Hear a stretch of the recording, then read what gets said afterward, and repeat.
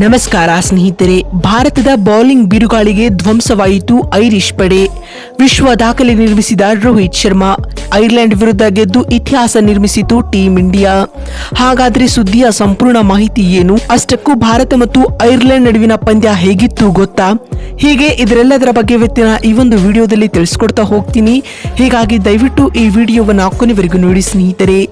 ಆದರೆ ಅದಕ್ಕಿಂತಲೂ ಮುನ್ನ ನೀವು ಕೂಡ ಟೀಂ ಇಂಡಿಯಾದ ಅಭಿಮಾನಿಗಳಾಗಿ ಈ ವಿಡಿಯೋವನ್ನು ನೋಡುತ್ತಿದ್ದರೆ ತಪ್ಪದೆ ಈ ಕೂಡಲೇ ಈ ವಿಡಿಯೋಗೊಂದು ಲೈಕ್ ಮಾಡಿ.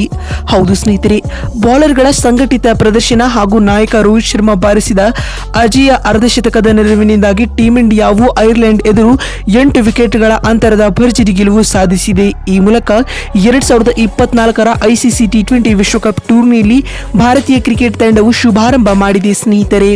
ಹೌದು, ನ್ಯೂಯಾರ್ಕ್ನ ನಾಸೋ ಕೌಂಟಿ ಅಂತಾರಾಷ್ಟ್ರೀಯ ಮೈದಾನದಲ್ಲಿ ನಡೆದ ವಿಶ್ವಕಪ್ನ 8ನೇ ಪಂದ್ಯದಲ್ಲಿ ಭಾರತ ಮತ್ತು ಐರ್ಲೆಂಡ್ ತಂಡಗಳು ಮುಖಾಮುಖಿಯಾಗಿದ್ದವು ಸ್ನೇಹಿತರೆ. ಈ ಒಂದು ಪಂದ್ಯದಲ್ಲಿ ಟಾಸ್ ಗೆದ್ದಂತಹ ಟೀಂ ಇಂಡಿಯಾ ತಂಡದ ನಾಯಕ ರೋಹಿತ್ ರವರು ಮೊದಲು ಬೌಲಿಂಗ್ ಮಾಡುವ ಆಯ್ಕೆಯನ್ನ ಆಯ್ದುಕೊಳ್ಳುತ್ತಾರೆ.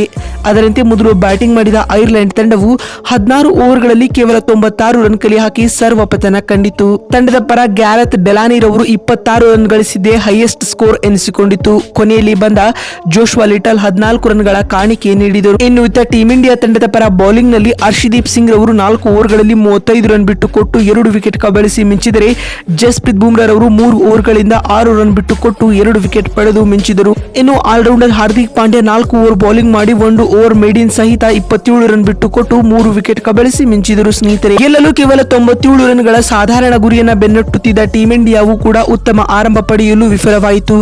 ರೋಹಿತ್ ಶರ್ಮಾ ರವರ ಜೊತೆ ಇನ್ನಿಂಗ್ಸ್ ಆರಂಭಿಸಿದ ವಿರಾಟ್ ಕೊಹ್ಲಿ ಕೇವಲ 1 ರನ್ ಗಳಿಸಿ ಮಾರ್ಕ್ ಆದರ್ ರವರ ಬೌಲಿಂಗ್ ನಲ್ಲಿ ಬೆಂಜಮಿನ್ ರವರಿಗೆ ಕ್ಯಾಚ್ ನೀಡಿ ನಿರ್ಗಮಿಸಿದರು. ಇನ್ನು 2ನೇ ವಿಕೆಟ್ಗೆ ನಾಯಕ ರೋಹಿತ್ ಶರ್ಮಾ ಹಾಗೂ ರಿಷಬ್ ಪಂತ್ ಕೇವಲ 44 ಎಸೆತಗಳಲ್ಲಿ 54 ರನ್ಗಳ ಜೊತೆ ಆಟವಾಡಿದರು. ಐರ್ಲೆಂಡ್ ಬೌಲರ್ಗಳ ಮೇಲೆ ಸವಾರಿ ಮಾಡಿದ ನಾಯಕ ರೋಹಿತ್ ಶರ್ಮಾ 37 ಎಸೆತಗಳನ್ನು ಎದುರಿಸಿ 4 ಬೌಂಡರಿ ಹಾಗೂ 3 ಸಿಕ್ಸರ್ಗಳ ಸಹಿತ ಅಜೇಯ 52 ರನ್ ಬಾರಿಸಿ ರಿಟೈರ್ಡ್ ಹರ್ಟ್ ಆಗಿ ಪೆವಿಲಿಯನ್ಗೆ ವಾಪಸ್ ಆದರು.